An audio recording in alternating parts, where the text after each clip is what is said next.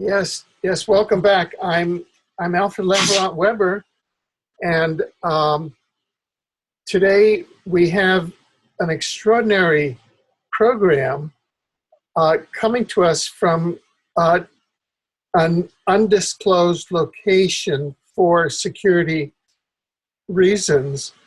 Our Ella Draper, the mother of the whistleblower children, Alyssa and Gabriel, who have been at the center, who really exposed the Hampstead UK pedophile and ritual child sacrifice network, and her partner and the caregiver to the children, Abraham Christie. Welcome. Hi, Alfred. Hello, Alfred. Thank you. Thanks for inviting us on your show again. Yes. Thank you once again. Yes. Yes. Thank you very much. It's been some time since we last spoke, which was right after the judgment of Judicial had come out. She had fled the UK, to use that term, for Israel on a supposed vacation, and that judgment came out, and they were prearranged negative articles about you in the mainstream media of the UK that seemed to come from the top command of the world mainstream media control. Is that how you felt back then? Yes, definitely. You described it very well. Yeah. And so now, where do things stand now in terms of the appeal? I know that you've taken an appeal from that judgment, which was even leaked to the press before they gave it to your attorneys. Exactly. Yeah, they made a press release the day before. Yeah. So judgment was read out. I think it was already printed in the papers. Right. On the same day, or before she read out the judgment. Right. Right. So, yeah. So you went through a process, and then you decided to file an appeal from that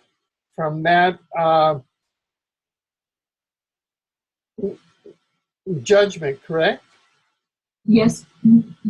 We filed an appeal. How it works?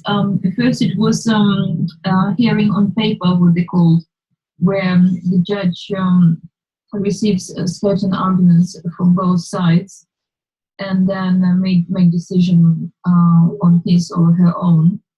And that was refused.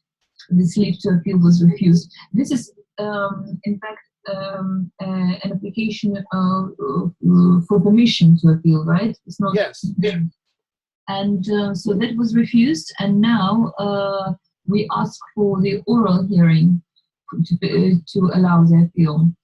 And this hearing gonna be happening on the 23rd of July, and it's open hearing.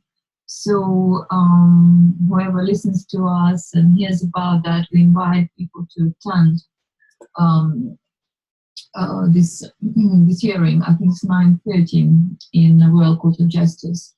You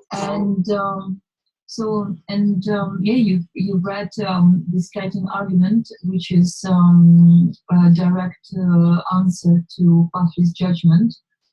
And we haven't seen the Skype argument from the other side. In fact, they're really misbehaving, local authority. Like, for example, it is a lot of how to say, breach of all their practices. I would imagine, for example, they refused to give us our updated bundle of the court documents, and they were messing about with them. Well, they let us know about their intention to redact all the documents before they give us. And then they wanted to adjourn a hearing, which is was kind of intermediate hearing. It did happen actually before this leave to appeal one, and so we don't know what happened there. We didn't attend, and even for example, even what they're saying that they're inviting my legal representative to their chambers to see redacted or unredacted paperworks. It's they're just one time they're sending one message, and then he's sending the opposite. But the bottom line is that they prevented me from participating in the court proceedings, and now all along they've been trying to do everything possible to exclude my solicitor, now my legal representative, from participating in the legal proceedings too. Like, for example, during the last hearing which we attended, which was, I think, it was direction hearing, he was cross-examined quite aggressively and in intimidating manner. In fact, trying to discharge him from these proceedings, to exclude him, saying that he broke some code practice or something like that. So this is where we are. We don't have.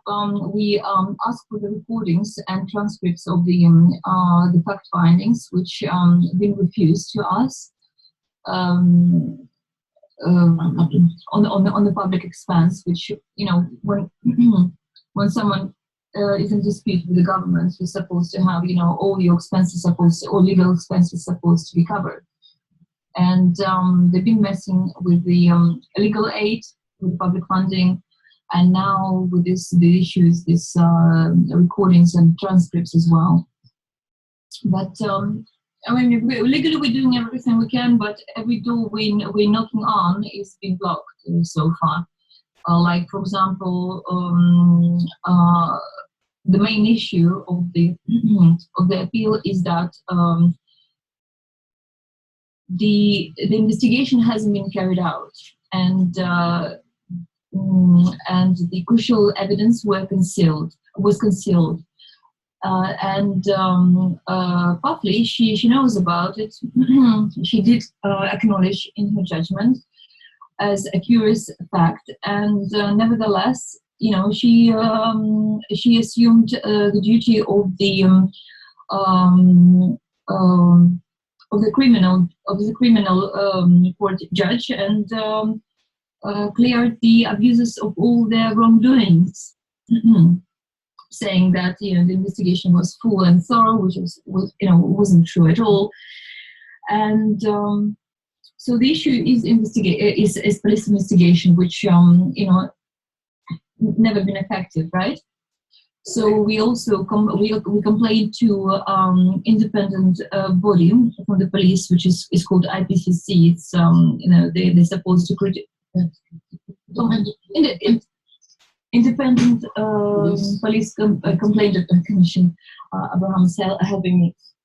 So they're also refusing to look into the issue, and they're sending it back to the police. And of course, police is doing nothing. The Commissioner of the Metropolitan Police keeps silence. The Home Office, Theresa May, her office keeps quiet as well. They don't respond to any of our letters. So this is where we are. Right. And so that's almost, I'm just starting to go through here your brief that you submitted for this argument for permission to file the appeal, which you'll be doing on the 23rd of July. And if you go, you say, the appellant alleges that she was prevented from attending any of the court hearings from 12th February. She has not had sight of the transcripts of the hearings on 17 to 20 February, 10 to 12 March. She's been refused a copy of the up-to-date papers. And it should be noted that this skeleton argument and the grounds of appeal have been drafted without sight of such documents, and to which the appellant is entitled to have a copy of. So here, you who are, you know, a principal party have been excluded from the beginning.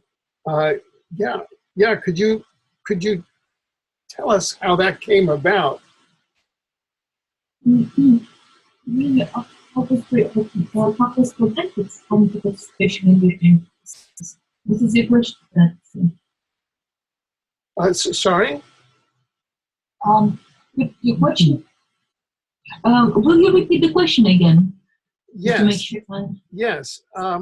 It's that looking at the skeleton argument here, that is the brief, it says that you were prevented from attending any of the court hearings, and you didn't have any of the transcripts or the papers in the court, and yet we're looking at this entire judicial proceeding which went forward. Could you tell us how it was that you were prevented from attending any of the court hearings? So what happened, as you know, well, to my knowledge, that happened in February. I think it happened on the 10th of February. The video material, the video footage filmed by us on the way from Morocco to London, mainly, and also some footage in London. So this footage found its way online, and now we learned that it actually happened earlier. It happened in December, but we probably will come back to that. So this material was published, as well as other court materials, police videos, and the file that I compiled from the voice of the children with all the names of alleged abusers, and these caused a it's not charges, but police wanted me for a questioning. But I didn't know at the time when 10 policemen showed up at my door, and some of them were not wearing uniform, and we think that some of them were medicals as well, medical people. And I suspect that I would have been sanctioned, which many mothers being sanctioned or been jailed following their report of the rape committed by the fathers, usually. And this is part of the pattern that they're following. They're harassing mothers, they're hunting mothers out of the country, sanction or imprison them. And so this, I managed to avoid this. We ran away through the gardens and through the roofs. I would rather say over the roofs, yeah. And then shortly I left the country, and then after that another batch of policemen in the non-uniform, yeah, non-uniform. They showed up at Abraham's address as well, and they were looking for me. and they were pretty confident that I was there. I was on the phone to you. Yes, and it happened when Abraham was on the phone to me. And yeah, well, that's what happened. I mean, they hunted me out of the country. Well, and it was risky for me to stay in the UK. Right. Now, let me turn over here. What I'm looking at, and we'll put links in the article that'll be accompanying this interview to this. This is the judgment. This is Justice Mrs. Palfrey speaking. She says, Ms. Draper and Mr. Christie have not participated by being present in court. I am sure as I can be that their absence has been deliberate. Isn't that a misleading statement? when she knew that there was like that the charged party was the father, not the mother and the caregiver. Yeah. I mean, and then let me read one other sentence, and I'm going to come back to both of you to comment on this. Then she said, the forensic inquiry has been full and thorough. It has made little difference that Ms. Draper has been absent. So here we have at the beginning of the opinion, this is the judge. Ms. Draper and Mr. Christie have not participated by being present in the court. I am sure as I can be that their absence has been deliberate. The forensic inquiry has been full and thorough. It has made little difference that Ms. Draper has been absent. Now, don't those two sentences kind of summarize the kind of procedural and judicial fraud and that was perpetrated on both of you? Well,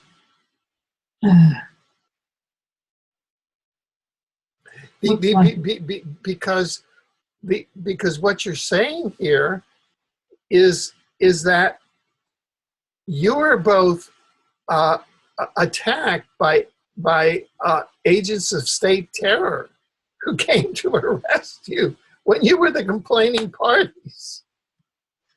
Exactly. Yeah. So could you comment on? Was their plan to prevent us from participating in the proceedings? Otherwise, we will be asking all these questions. You know, why the case was not investigated? Why Diamond's property and laptop and mobile phone was not seized and investigated? Why all the alleged abuses were not questioned? Why or why our children were not examined? Why there were no forensics been allowed? Been working in the church and the other properties, other identified properties by the children. It's just so many questions, and of course, Judge Buckley assumed my rights. That she's going to be acting for me, or what? Palfrey's Israeli,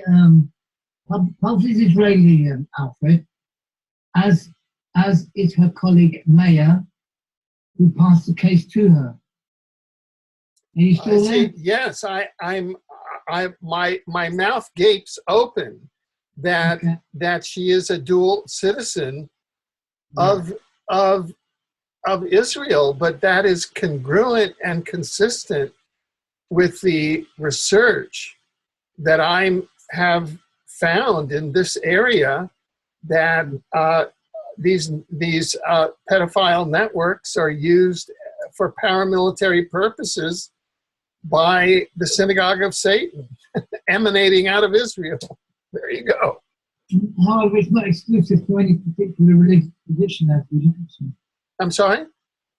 This behavior is not exclusive to any particular religious tradition. if you will. Right. In fact, this group, this cult, they infiltrated many religions. They infiltrated Islam. They infiltrated Christianity. Not only in Judaism. Yeah. I see. So it's purely coincidental that she is Israeli. No, I wouldn't. Coincidental, synchronistic, not at all. I Of see. course, Israel has its part. Of course, Israel has its part to play, as does Kabbalistic, Talmudic Judaism, Right. if you will. And a lot of Jewish people do practice, do come in this, do engage in these practices as well. Mm-hmm. And it's Right. been going on for centuries. Yeah. And Jewish people been thrown out of the countries for that as well. Yes, Yeah. as Chris Everard mentioned in his recent article to Tap News and Hampstead Research that you shared with us this afternoon, Alfred. No. I understand. I'm just trying to, ask questions here because it's the first time that I discovered that she was an Israeli citizen. Okay. See, the previous judge, Internet. Judge Mann, who was dealing with this case before and passed the case to Parkley, she is also Israeli. I see. It's the institutionalized corruption that most people are unaware of, Alfred. You see, they've been creating this system, if you will, and developing it in a stealth-like manner since the 50s and 60s, and have been placing cult members, pedophiles, sodomite cult members in strategic positions within organizations such as child welfare and schools and social services. And it's been, and of course, in the establishment of residential care for children throughout the 60s. We found a link, as we may have mentioned to you, with one of the alleged abusers in this case, with a well-known pioneer in the child welfare field, if you will, a certain Barbara Kahan. Now, Galina Upson, one of the alleged abusers, who is connected with the one of the parents. She's one of the parents. Her and her husband are connected to. Is their daughter? Is their son James one of the 20 special children? Yeah. Okay. Now they've been connected to a company, a money laundering company. They're called shell companies. There are many premises on the Finchley Road, which is in Hampstead, where these companies' addresses are. And Barbara Kahan, people Google her, she's almost like, I'm not sure if it was you, she's almost like the patron saint of paedophiles, in that she facilitated and gave credibility to an infamous paedophile, Peter Reiter, who was a founding member of PI, the Paedophile Information Exchange. And he wrote his most notorious article, when was it? In 1981. The name of the article escapes me now. I'll remember it in a moment. But 10 years later, she was receiving advice from him in the formulation of guidelines, and development of social services and children's welfare guidelines. So, which laid the foundation for the pedophile to access children, vulnerable children, right? Yes, his association with her gave him credibility within academic circles, in social, what I call child welfare academic circles, and he became a go-to person, if you will, for advice in child welfare. Unbeknownst to many, he was him and his live-in partner. He was ostensibly a homosexual, but you know, him and his live-in partner were both practicing pedophiles. And he made no secret of his private life, and it seemed that many of his colleagues in the child welfare profession were reluctant to voice their concerns regarding his sexual proclivities, for fear of rocking the boat at a time. This was in the 70s, early 70s, 80s, at a time of what can I say, more liberal attitudes, if you will.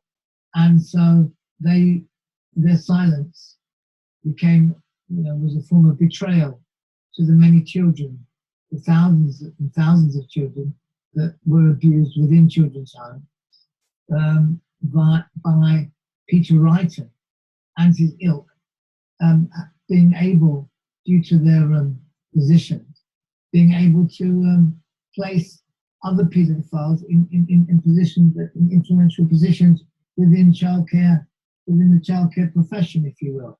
And this has been going on since the 60s. And strangely enough, Barbara Kahan's husband, Vladimir Kahan, happens to be a child psychiatrist who wrote and worked for Tavistock, would you believe? And Tavistock is a name that causes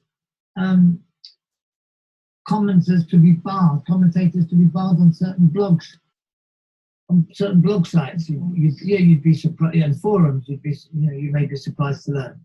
But yes, we've discovered that this unholy alliance of Barbara Kahan, her husband Vladimir Kahan, and Peter Wrighton mirrors the state that we find ourselves in today, with the unholy alliance of Cafcass, social services, Coram, the third largest adoption agency in the UK, and of course our dear friends at Tavistock again.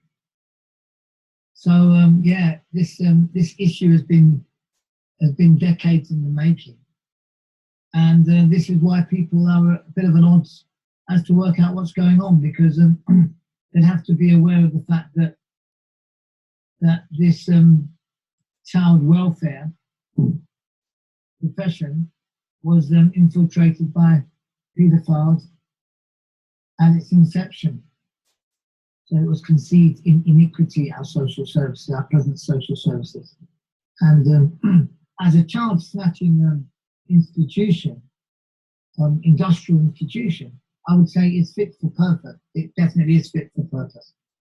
But when it comes to child welfare, no, we're not impressed.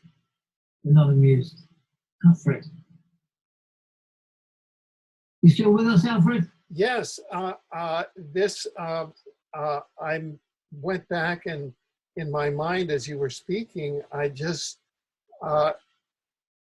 recalled cases, legal cases that I happen to have been involved in here in Canada with the equivalent of what you would call social services that they call the Children's Aid Society here, that appears to have similar functions here in Canada. So I was just reframing in my own mind a lot of the findings that you have made in the UK, because we happen to have done some legal work in this area and discovered a great deal of the same things in here. They're called Children's Aid Society. Oh, it's international, Alfred. It's no, it's good. UK or the Commonwealth. Who is it? Norway.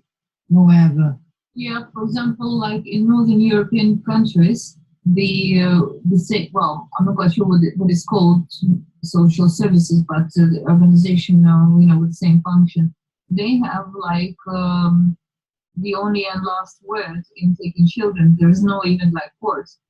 You can't dispute their decision. They just take children, and you're lucky if you speak to your children once or twice a year on the phone. So it's even worse in those countries. And something also started to develop in Russia, I've heard, where, for example, if your income level is below certain criteria, then they can take the children as well. And also some strange stories going on around orphanages. So it looks like this death cult spread its tentacles there as well. I see. Yeah, there are rumors. You've heard, haven't you, Alfred? Alfred? Yes, I'm here. There are rumors of Putin. Apparently, Putin is dead. I've read various reports that he was absent for a 10-day period. Is that what you're referring to? Well, they say and that Medvedev is apparently a Kabbalistic Talmudic Jew. Well, and looks like he's got the handshake. He does a special handshake with the Pope. Well, we'll have to look into those. We'll have to look into those rumors and follow up on that. Well, it seems that the cult is spreading its tentacles and entrenching its position. I see. So I think they're anticipating something. I see. So did this happen while during the 10-day period that Putin was out of public sight? Well, who knows? I see. Who knows? Well, no. I think it's been going for quite a while. I see. But rumors are that he was dead for quite a while, maybe for a few months now. I see. And his ex-wife already confirmed that. Yeah. I see. But it's just Now, yeah. Who knows? Yeah. So where you say the death cult, are you equating this with the New World Order, or is that what you're saying? If you will, yes. We will order Illuminati, call it what you will. Yeah. Okay. So do you feel that is what has occurred to your family, that your children and yourselves as a family have collided with the New World Order, and that is what is occurring right now? Yeah, it feels like it. Feels like Illuminati. Feels like it. Feels like it, yeah. Yeah.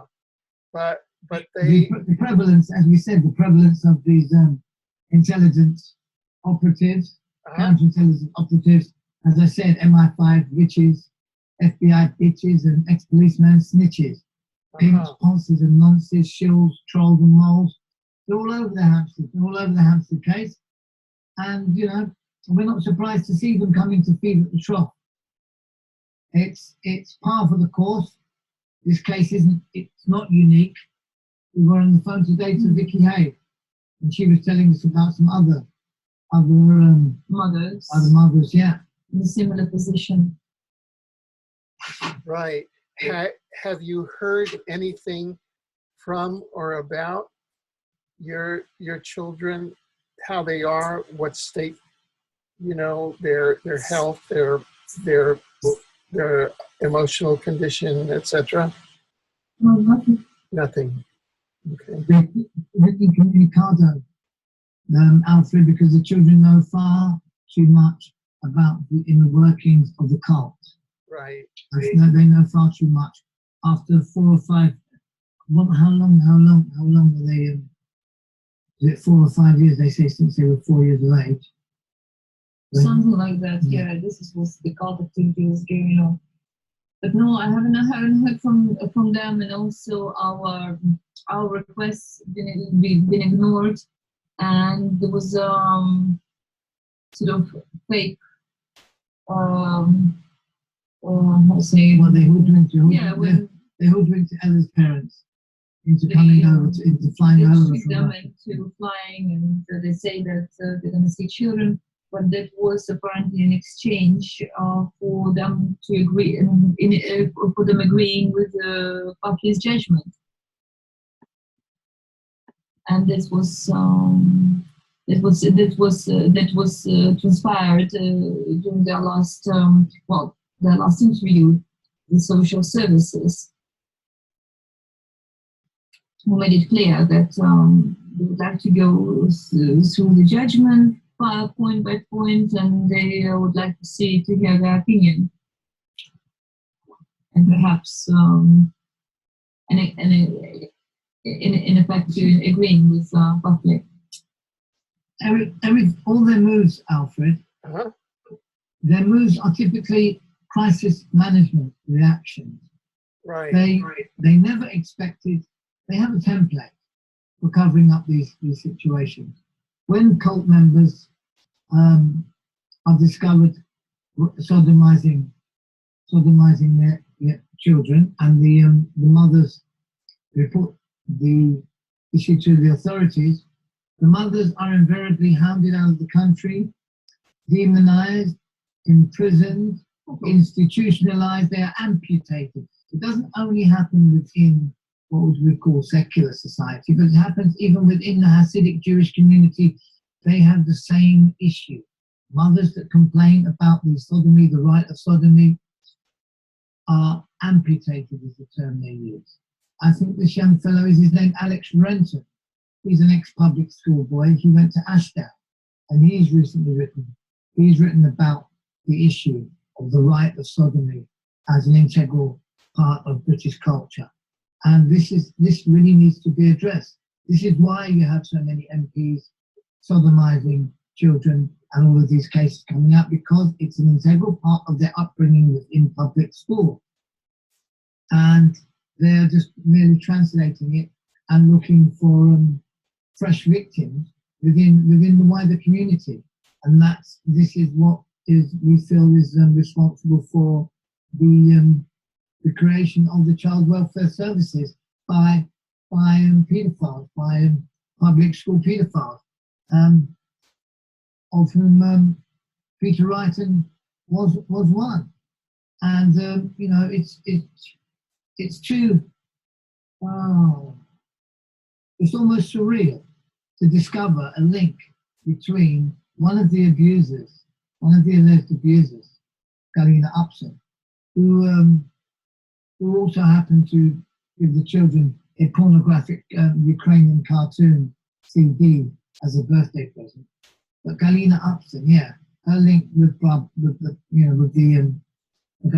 Barbara Kahan's name in the fake companies, in the money laundering companies, which link Alex Cameron QC, David Cameron QC with his David Cameron, Prime Minister, with his big society fund, and it all links in, and people once people follow the links, there are some great blogs like Zoom Pad blog. There's another one, Bits of Books, and Ian Pace blog.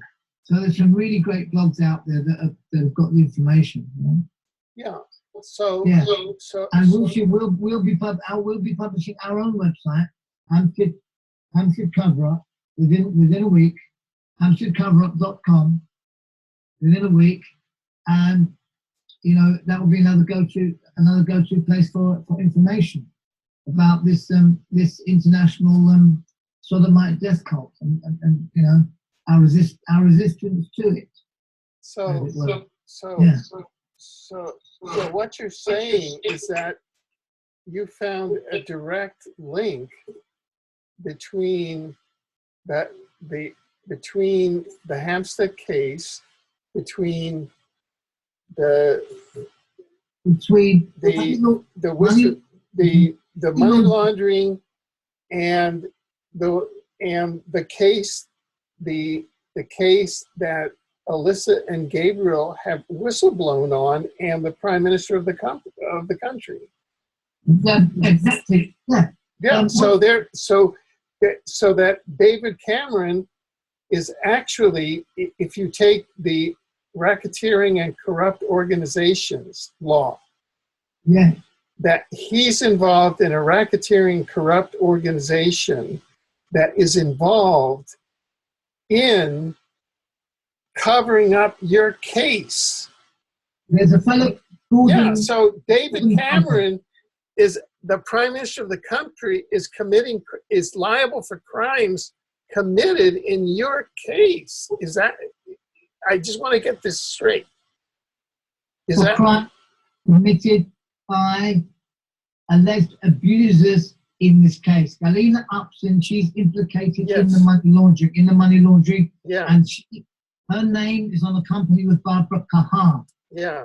Barbara Kahan. Yeah. Barbara Kahan. And this is how we got linked. This is how Barbara Kahan is the person that gave Peter Wrighton his legitimacy. Right. However, the link is, that's not the link. Alex Cameron QC, our Prime Minister's brother, David Cameron's brother, he got 5 money launderers acquitted, 5 money launderers who are linked to this same money laundering gang, of which Galina Upson is a member. Alex Cameron got these 5 guys acquitted. Right. And Gordon Bolden, his name is Gordon Bowden, and George Lees? These are the guys who've been doing the research. They can show you direct links between David Cameron's big society fund and the money laundering that's going on in the boiler rooms in Finchley Road and elsewhere.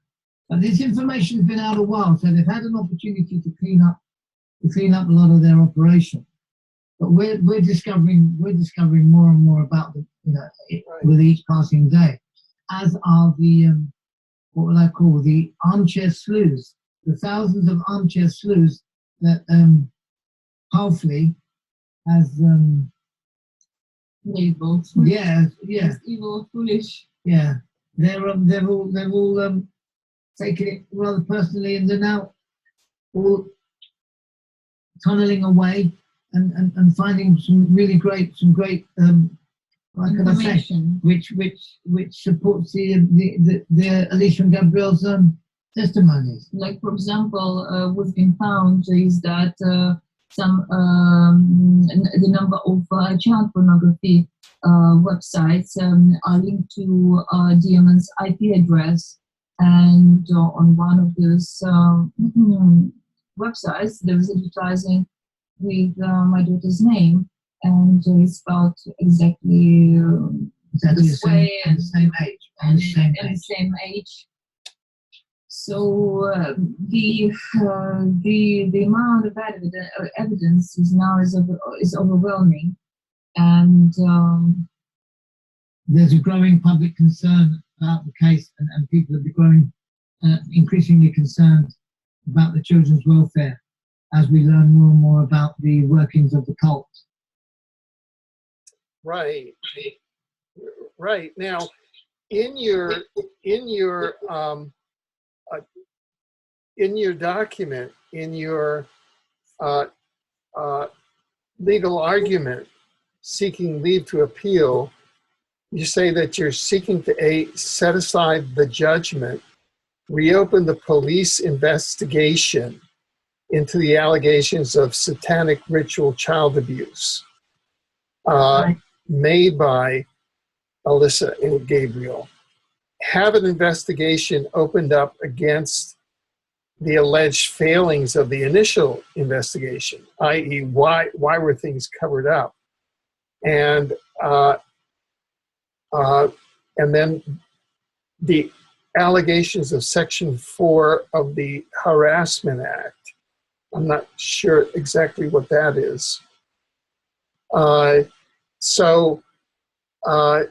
That's to do with publishing of the documents online. Oh, I see. Okay.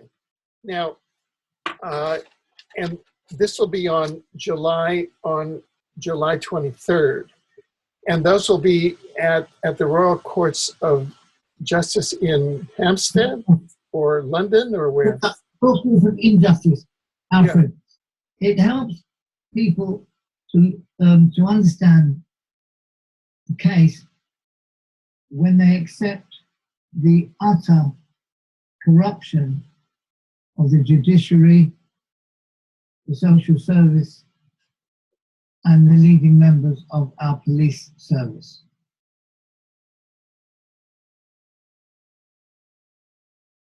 Right. You know, it's what can I say? Maybe unpleasant to accept that. To accept that that's what's happened.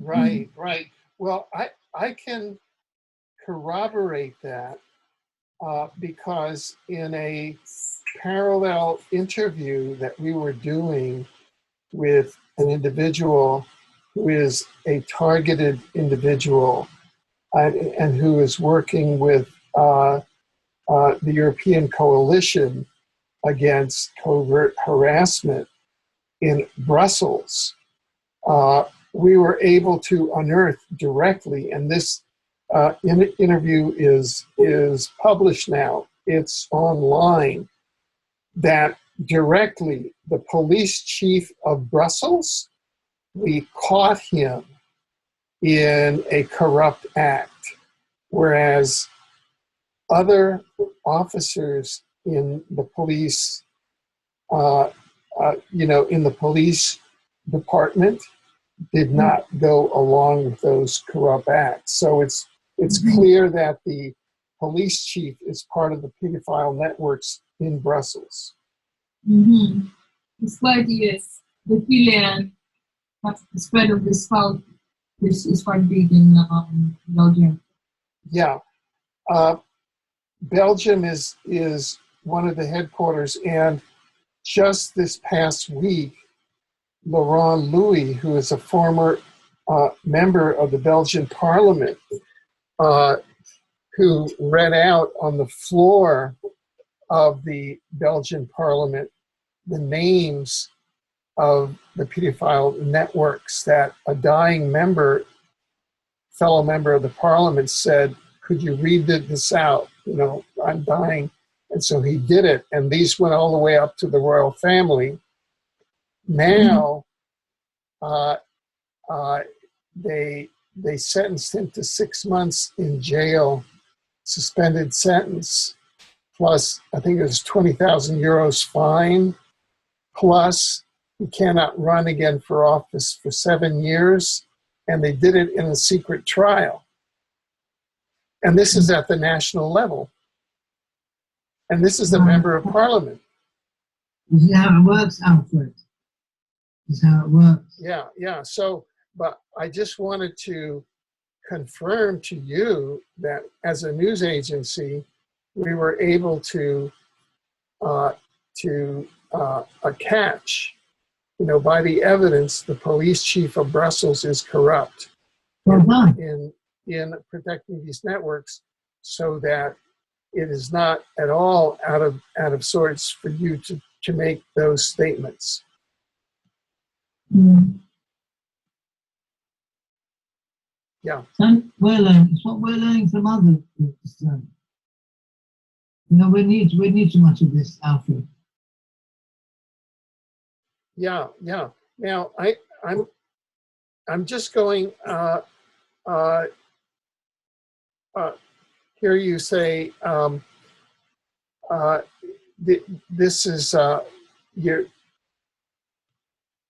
you're asking, this court will be aware of the media attention to this case.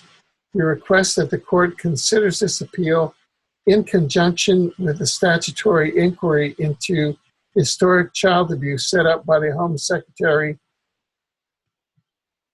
Theresa May, led by Justice Goddard. This inquiry, as we are aware, is considering whether and the extent to which public bodies and other important institutions have taken seriously their duty of care to protect children from sexual abuse.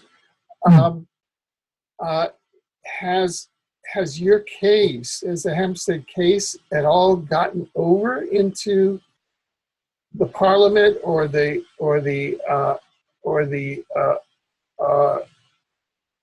statutory, this inquiry? Well, we did write to them. We did write to this committee, this national inquiry, and to Justice Goddard, but we only received a generic reply saying that they're going to look into it, but it's been quite a while ago. It's been a couple of weeks, and despite our continuous attempts to communicate with them, we still haven't got an answer. Right. Now, they're avoiding this case like the plague. On all levels. And they're resisting its, how can I say, its assault on the collective consciousness. It's almost as if many people are in a form of connective denial, as if to admit that this was happening, they'd have to admit that the whole society is finished. You see, we've got a parallel, we've got a case in Norwich right now, Alfred, where there are 10 supposed professionals, 6 women and 4 men. The lead protagonist, her name is Maria Black. She's known as Black Widow in a local community. Well, these people have been charged with counts of sodomy and sexual abuse on 5 children. One of them has admitted some of the charges, and amongst the charges, amongst the allegations, or the testimony of the children, are allegations that they were forced to drink human blood. Now, initially, when the BBC reported on this in 2010, that's how long the case has been going, they called the claims of blood drinking nonsensical. When they are forced to report on the case, because right now it's on trial at Norwich Crown Court, the trial continues as far as my information tell me. The trial continues, and they've resorted to ignoring the references to blood drinking, and there seems to me an attempt by the establishment to demonise the social worker and to sweep cover up and sweep this under the carpet. So we've got the Hampstead case with the consumption of blood and cannibalism and the like, and then you've got the Norwich case with the consumption of human blood, and you add to that the recent massive rape of children. All right. Then you've got the media campaign, the BBC media campaign and the mainstream media campaign, in their attempt to normalise the consumption of human blood. Quite a spate of articles coming out about the benefits of Documentaries as well, and documentaries about the benefits of consuming human blood. And it seems that, this seems to be the agenda, to accept normalization. Add to that the fact that in the mainstream food supply, McDonald's, Pepsi's, and in many cosmetics, they're already using aborted fetal cells. You've got aborted fetal cells in the food supply, and Coca-Cola, Pepsi, and other cosmetic firms and McDonald's using aborted fetal cells in the food supply. So, people are already consuming.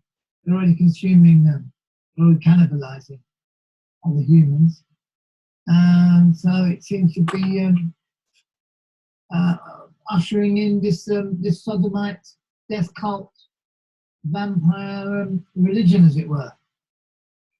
Now, some people have suggested that this is coming from crypto-terrestrials. That is from intelligent intelligent reptilian races or other species that actually engage in cannibalism and human blood drinking. We call that. Sorry? That's distraction. That's what that is to distract people from the inhumane behavior of anti-humans. They are humans, and they are inhumane. That's all it is. And what they attempt to do is to create bogeymen, archons, demons, in all reptilians, distraction, extraterrestrials, distractions. They are human. They are beasts in human form. They are humans, anti-human. Now, what would be the purpose to seed fast food with human flesh and to promote the normalization of the consumption of human blood? What's their purpose? What's their motive? Okay, the mechanics of it is that they have this death cult has misinterpreted ancient scriptures which speak of drinking the blood and eating the flesh of the sacred goddess, right, the virgin goddess. They have misinterpreted arcane scriptures. These scriptures were speaking of the blood of plants, specifically a god plant. The ancient Persians, the Zoroastrians, they enjoyed a sacred elixir of immortality, which they derived from a plant they called Horma, the only plant they ever deified. The parallel Hindu Vedic culture also enjoyed a sacred elixir of immortality, of blood from plant, that they called Soma. They called their drink, their sacred elixir, Soma, and they also called the plant from which it was derived, Soma. The parallel Chinese culture, whilst the classical name for cannabis was Dharma, as explained in a 15th century pharmacopoeia by a fellow called Li Shi Chen, he explained that the classical name for cannabis was Dharma, but the name commonly used was Horma, fire hemp, Horma, the same name that the Persians are Zoroastrians used for their sacred elixir and their sacred plant, the only plant ever to be deified. So these what we call them, these Illuminati cult members, these Knights of Malta, these Freemasons, they are misguided in their consumption of human blood. In fact, many of the ancient scriptures prescribe against consuming human blood. Now, the reason they normalize it is in order to. The reason they're implementing is in order to. The reason they normalize it is in order to have people already addicted to the free radical. Because what happens within the blood, within the human organism, are free radicals, free radical biochemicals, like free radical metabolites like adrenochrome or adrenaline or other free radical metabolites. And what they do, these cause a form of schizophrenia. Right? These cause what is clinically termed schizophrenia. Some people would say that schizophrenia was a psychiatric gravy train term. However, what this does, the consumption of these powerful free radicals, it causes, in human blood, yes, causes us humans to be able to compartmentalize unpleasant experiences. So it causes a form of mild mass schizophrenia, the contamination of the food supply with these blood products, if you will. Mad cow's disease. Yes, similar to mad cow's disease. Very good, Creutzfeldt-Jakob disease, and this we feel is their intention. Okay, and to maintain their mind control of the population, because this is what's going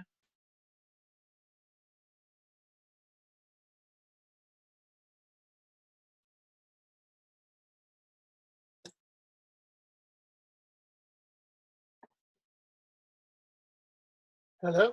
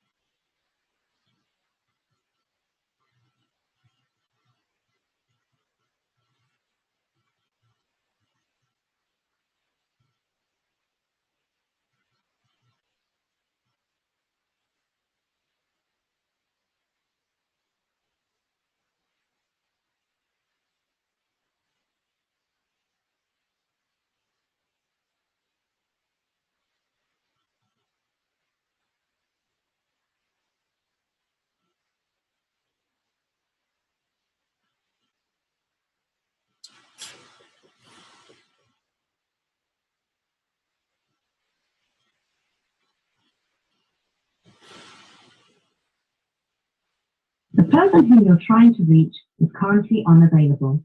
Please leave a message after the beep.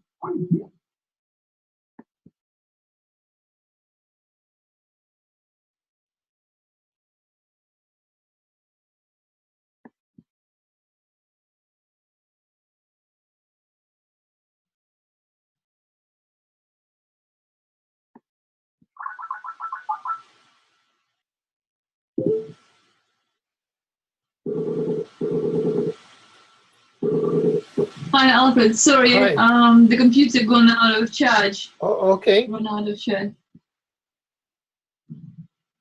Hello. Yes, I'm here. Yes, yes. So we're here. Let's carry on. Yeah. Yeah, Alfred. Yeah, good. Alfred. Yeah. We were explaining that it's a death cult, Alfred. Yeah. Right. They fear death. They fear death, and this is why they're drinking the blood of the children and sodomizing them, because they've misinterpreted ancient scriptures, and they believe that they will absorb the youth of the child. Alex Crowley's tantric sex magic, this is rite of sodomy, by stimulating the nerve endings at the base of the spine of these children, of their child victims, they activate almost like a kundalini energy, and what it does, it stimulates their pineal gland, and the children get flashes of light in their pineal gland, and this the death cult beliefs binds and controls the children to them, and so the children become, this is how they create the mind-controlled sex slaves. That's where that term comes from. So the children, by manipulating them, by sodomizing them, or stimulating nerves at the base of their spine, because it's not so much for sexual pleasure, but it's more to bind and control the child victims to them. Although, of course, some of them do derive some form of some deviant sexual pleasure from these acts. But as I say, it's a death cult. They fear death, and to appease their bogeyman, god of death, they make these dead child sacrifice offerings to their god of death in the hope to cheat death in some way. Fortunately, we come with good news that they no longer have to. That eternal life and eternal youth are accessible, as every religious tradition worth its salt explains. However, you cannot achieve life through death. From death comes always death, and from life comes always life. You see, they fear death, and this is why they kill. They have no faith. They lack faith, and so they are full of fear. We come to share with them our faith, and we say to them, by drinking a plant-based blood transfusion, by drinking hemp plant blood, they can cleanse their own blood and cleanse their own sins through the blood of the Christmas tree. They can, the original Christmas tree. If you look at the cannabis plant, it looks like a Christmas tree. Right. And this is the news we come to share with them, that they no longer need to sacrifice and sodomize innocent children. And that's good news for everybody. And this is why it's happening in the care homes all over the world. In Jakarta International School, did we mention that case to you? I'm sure we did. That was a, yeah. Did we mention that case? No. Could you speak about that case, please? Well, there's a teacher, Neil Bantelman. He has just received a 10-year prison sentence for crimes, copycat crimes to the Hampstead case. I see. There were so many similarities. Yeah, he received a 10-year prison sentence. It's a CIA mind-controlled sex slave school, and Bantelman just received a 10-year sentence from the Indonesian government. Obama, Barry Sotoro, he was a pupil at this school. That's he's a mind-controlled sex slave. Barack Obama, he went to this school. And what were the similarities with the case? There were underground secret rooms. There were windowless underground secret rooms which became hidden, were hidden during the investigation, which were covered up and hidden, filled in. They were anaesthetized. The children were anaesthetized.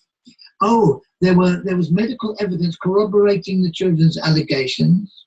The school initially rubbished all of the claims. There were a few other similarities. I can't. Oh, the children were sodomized by groups of men.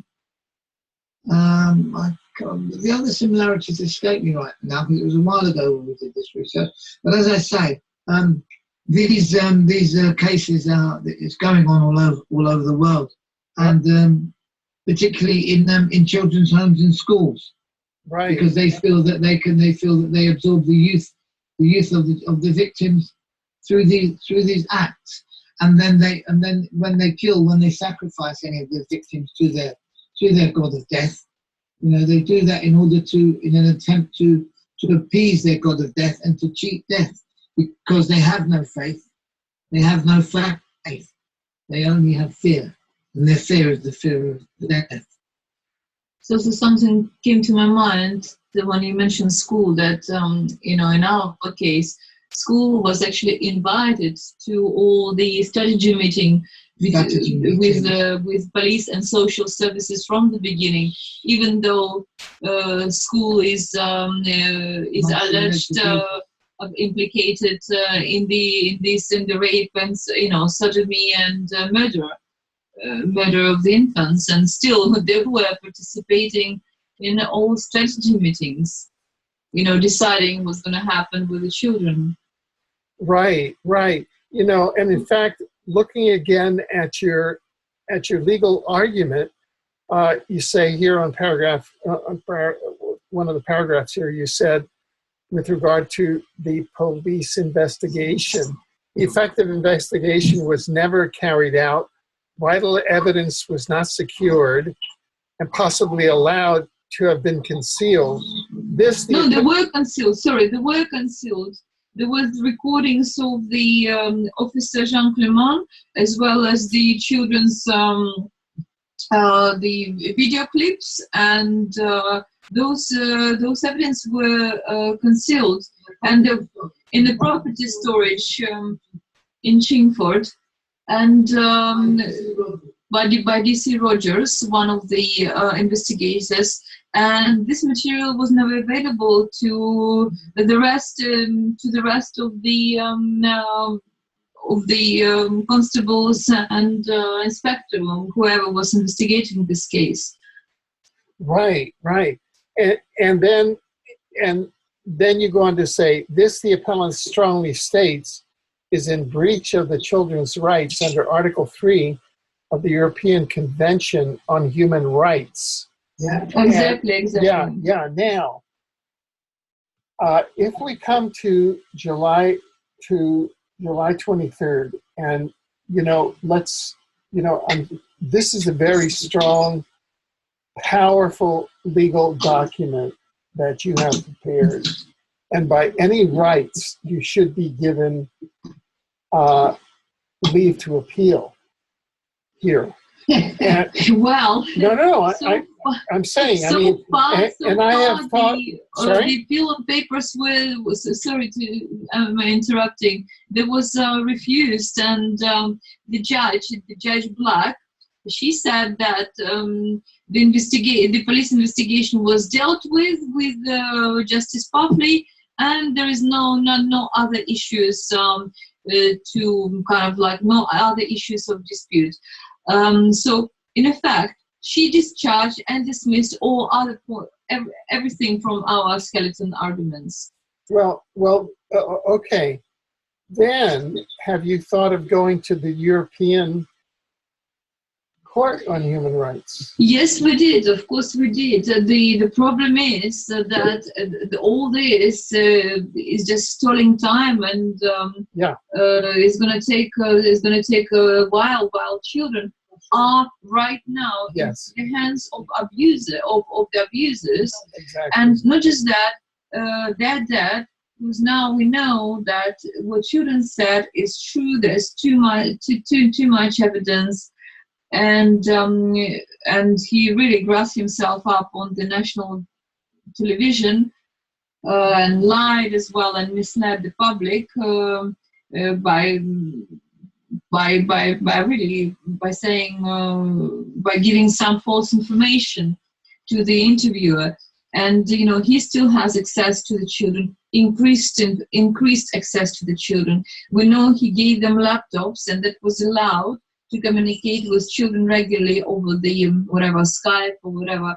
And we know that the social services and police is complicit in this crime. So at the moment, my children remain at risk. Other children are allegedly abused in the children allegations. I still remain at risk, and I are most likely are suffering and being raped and sodomized as we speak. So, right. So this is really, we need quicker, we need more urgent and efficient and effective measures right now. Yeah. So this is really to reach out to the audience that is absolutely listening now, that you need action in the parliament. Now, in the parliament now, they're discovering that pedophile parliamentarians, members of parliament, abuse children in parliament. That's right. That's just coming in now. That's a situation that one is dealing with. So exactly. So it seems like this is a boil that is bursting right in public right now. Exactly. Yeah. And so that you are, and collectively we're all like, getting all this poison out in public, and then just trying to bring in the health back in. It seems to me, correct? Absolutely, yeah. And so what you're doing here in on many levels, is happening. Yeah. And so it seems to me that the legal case, all of this effort, even though one says, well, nothing's going to happen on the court on July 23rd. I just want to make sure that I say the date correctly. that all of this is necessary to bring it to public consciousness, so that there are witnesses there, so that we do keep going, because at some point, the death cult will fail, don't you think? Absolutely, it's going to die eventually. It's time for them to stop. It's been going for far too long. They've been exposed now. It cannot continue any longer, and you know, we don't accept this this behavior in our consciousness anymore. Right. And of course, you know, like you mentioned, 23rd. Yeah, we don't expect much from the judicial system at all, because now we see and we're confident. We're confident to say that they are involved, and they are covering these crimes against our children. And but what in regards to what we can do, you know, it's for people to rise up and to put a stop to that, you know, to protest. Like on the 23rd, we inviting people to come to the court, and you know, to come near the court and to have their say, because you know, like there are plenty of cases, and we can see this cover up all over the place. And we have to put a stop to it. You know, it cannot continue any longer. It's time to stop.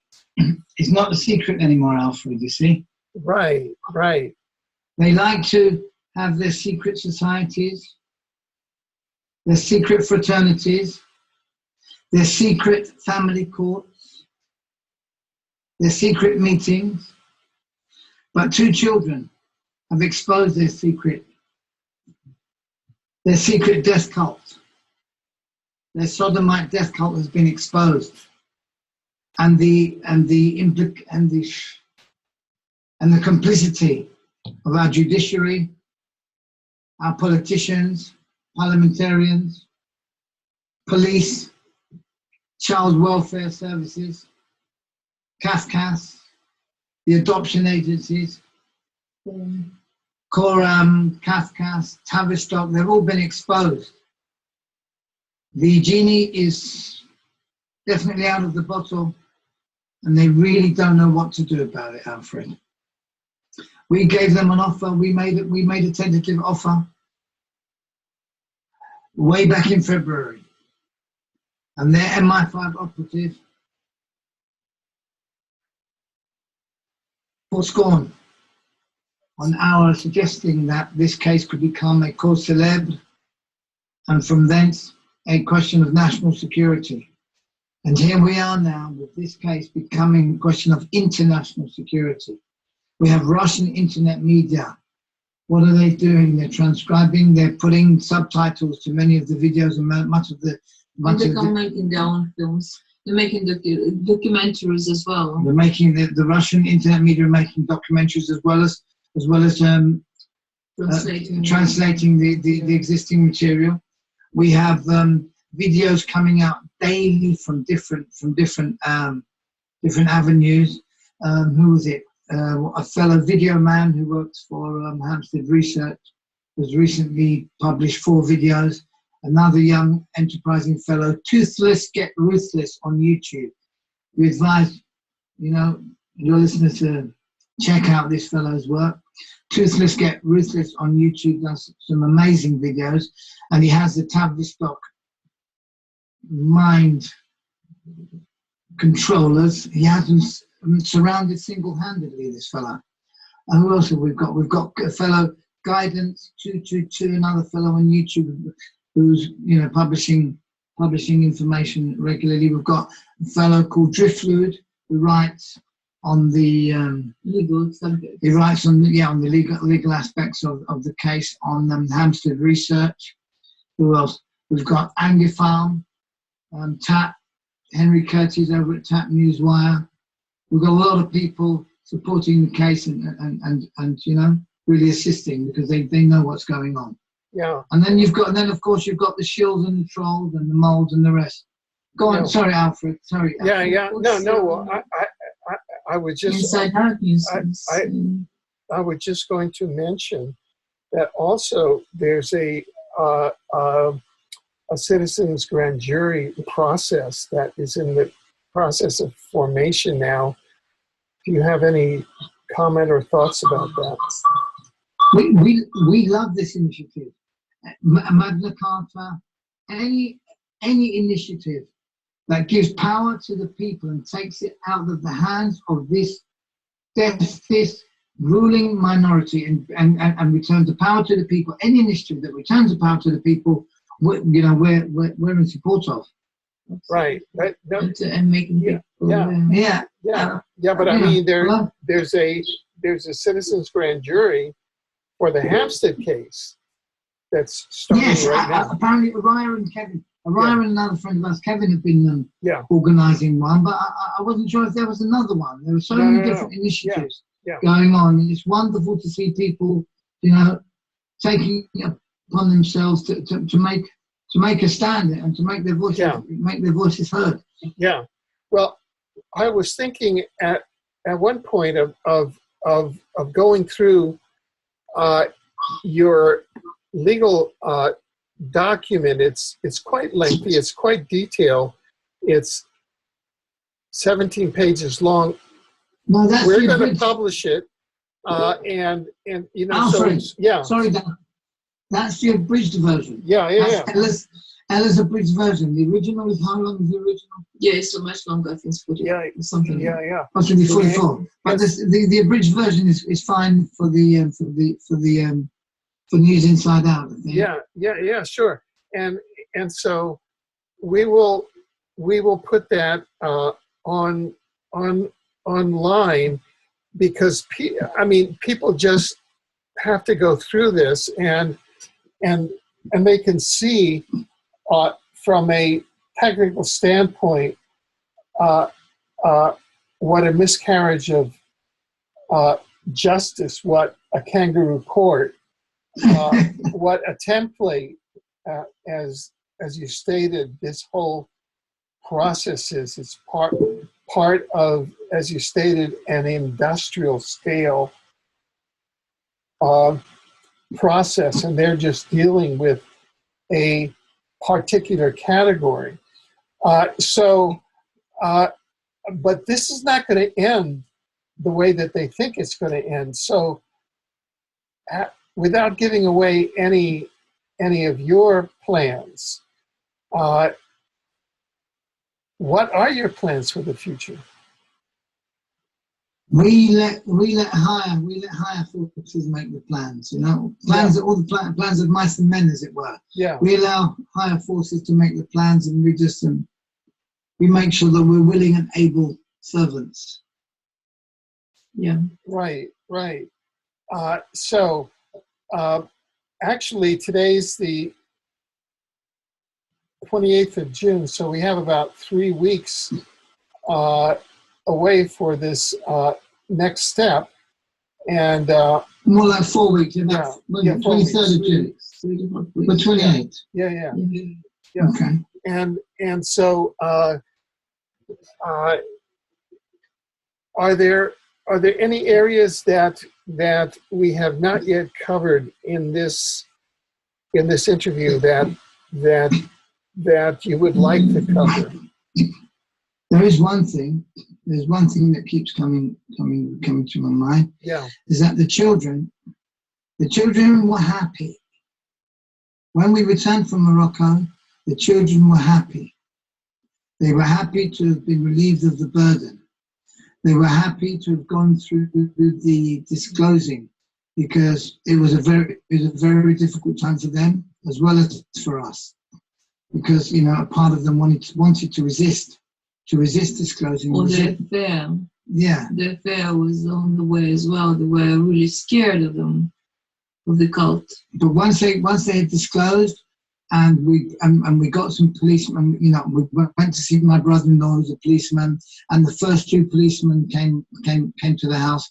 Now, the first 2 policemen that came, they weren't the girl was definitely not a cult member. All right, the girl's definitely. I have to mention her name. I'm sorry, her name is Cleo Papachristou, a young Greek Cypriot girl, police girl. She was excited when she first heard the information. And who was with her? D.I. who? Jonathan Dix. Jonathan Dix. Yeah, he seems to be implicated now. Jonathan Dix. Yeah, is he?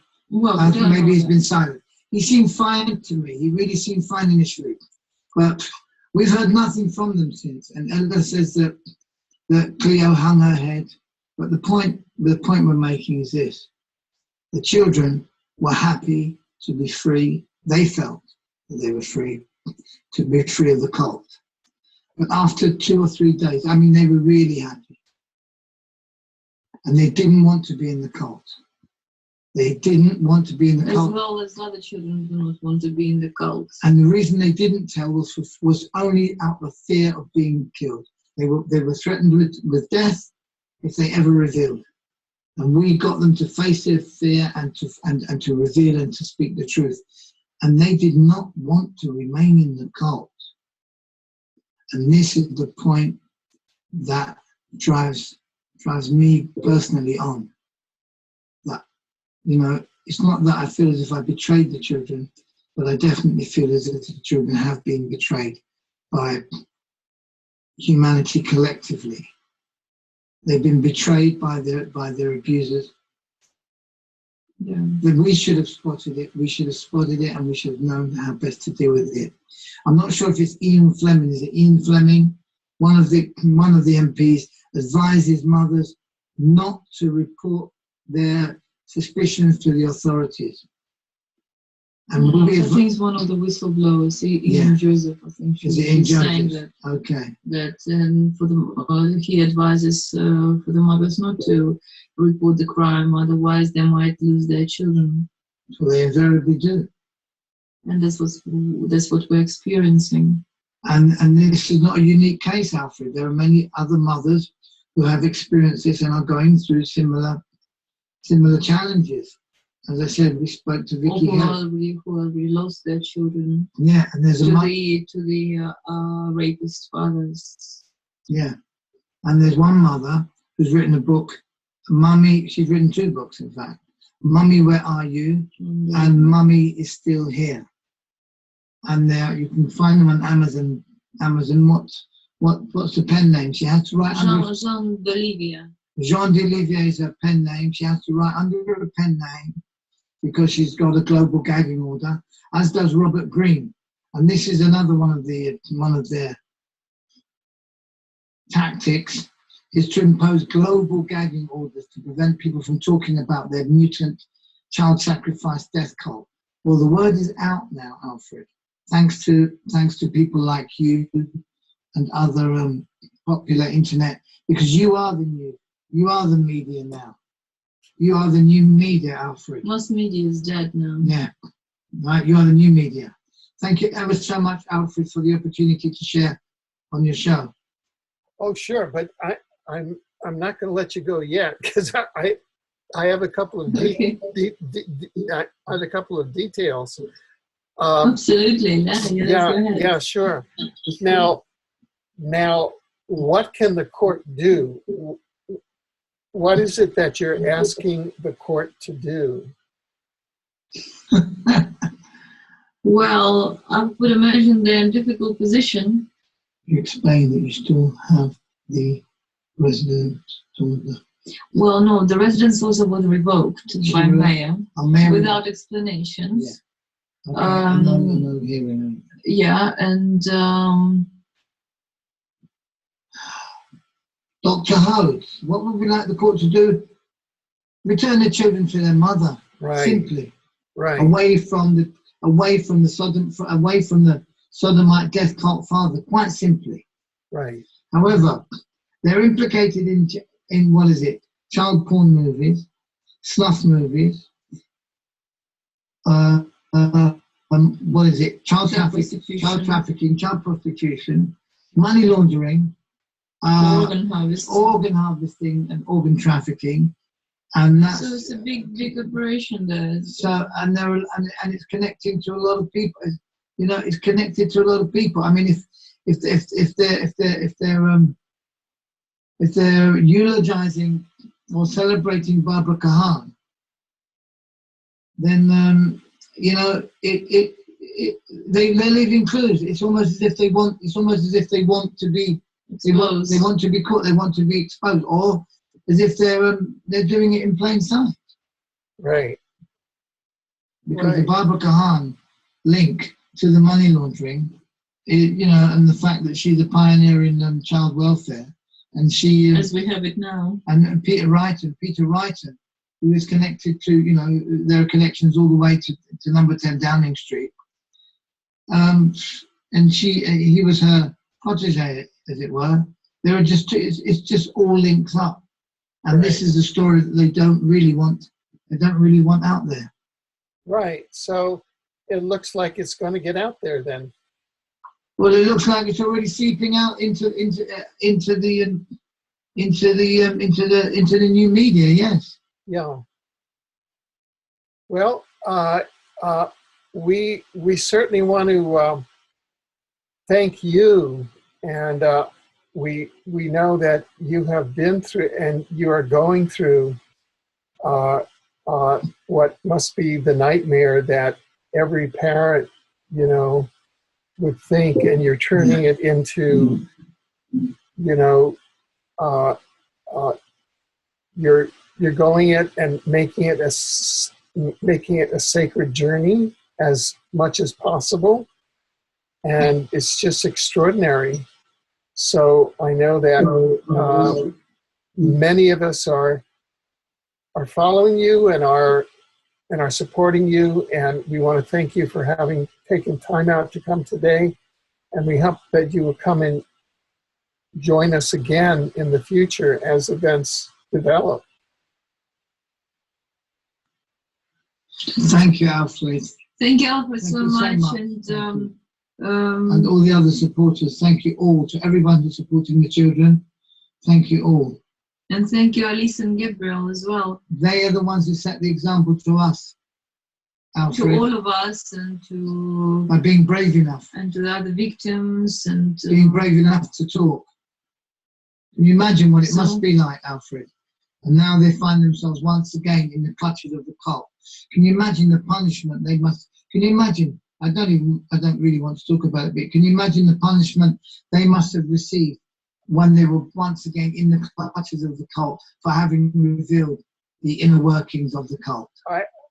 I can only imagine, I mean, the backlash that must be coming, you know, and we just hope that by keeping the media spotlight on them, that the backlash, you know, that they cannot do much backlash, and that's about what we're hoping.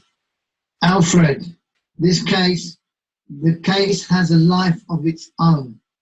If Ella and I were no longer here, there would still be a force fighting for the children. There are people out there who will fight for the children regardless of us. So It's not about individuals. Are you still there? Yeah, I'm here. Yeah. This is international. This is an international issue, and they're stealing children wholesale from everywhere, Alfred. These death cults, these child sacrificial death cults, seem to have been with humanity throughout history. At least we know for the last 26,000 year cycle, what they call Kali Yuga, the Dark Age. And this, as we move into Sat Yuga, into this new 26,000 year sunspot cycle, it's a new time. It's a new age. They are the old. They are dead. It's a death cult, and they must inevitably die out. We celebrate life. And so this is why we are their natural nemesis. We drink the blood of life, and they drink the blood of death. It's quite simple energetics, Alfred. Right. Well, thank you. Thank you. Thank you, Alfred. Thank you.